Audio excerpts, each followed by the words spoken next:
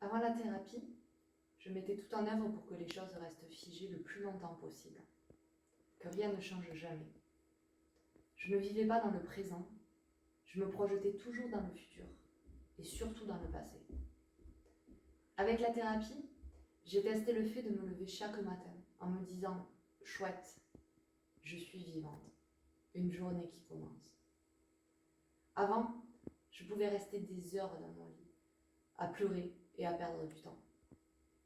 C'était vertigineux de se dire qu'effectivement, je peux mourir à n'importe quel moment. Donc je ne dois pas perdre de temps à ressasser, à avoir des remords ou à en vouloir à tout le monde. Je me disais toujours, ça ira mieux demain, ou tu feras ça demain, quand tu seras en forme. Et finalement, je ne faisais jamais rien, car je me disais exactement la même chose le lendemain. J'ai encore des difficultés à ne pas me concentrer sur chaque petit détail, mais je leur donne moins d'importance qu'avant. La plus grosse différence entre avant et aujourd'hui est que j'arrive enfin à comprendre et à accepter l'essentiel et le superficiel, et que ces deux choses ne sont pas forcément le même que celui pour les autres. Et avant, je ne comprenais pas ce qui était important pour moi, ce qui n'était qu'un détail pour l'autre.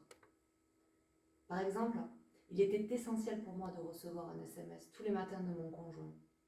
Et s'il ne le faisait pas, je l'abondais de messages réprobateurs, en lui disant que je ne comptais pas pour lui, et qu'il prenait tout à la légère. Alors que pour lui, c'était superficiel. Mais passer du temps ensemble était essentiel pour lui, et finalement pour moi aussi. Mais je me concentrais sur un tout petit détail, ressentant une nécessité urgente à solutionner cela à tout prix, et urgemment.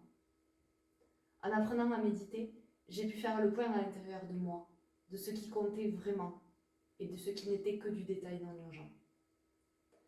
Une autre participante du groupe disait que depuis qu'elle avait arrêté de chercher le bien-être à l'extérieur d'elle-même, se rendant compte qu'elle était déjà bien, cela lui a permis de dégager du temps et de l'énergie pour réaliser des choses importantes pour elle, et qui demandaient plus d'attention et de temps. Par exemple, se rendant compte que son travail ne lui plaisait pas avant, elle aurait juste démissionné sur un coup de tête, voulant se débarrasser de cette situation déplaisante au plus vite, urgemment. Avec la thérapie, elle a pris le temps de faire le point. Ce qui est important pour elle n'est pas de travailler à 5 minutes de son domicile, mais d'être utile. Elle se disait jusque-là, tous les jours, que sa vie n'a aucun sens, qu'elle était là par erreur, pour rien. Ce qui l'a menée à des idées très noires. Aujourd'hui, avec la thérapie, elle utilise ce précieux temps de vie pour ce qui compte vraiment. Une autre personne partageait le fait qu'elle avait, tout comme moi, un très grand besoin de contrôle dans toutes les sphères de sa vie. Aujourd'hui, elle ne perd plus son temps à essayer de tout contrôler, car elle a compris que tout est éphémère.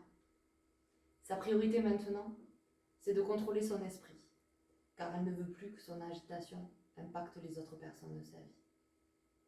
Pour finir, je vais citer les paroles de cette autre participante.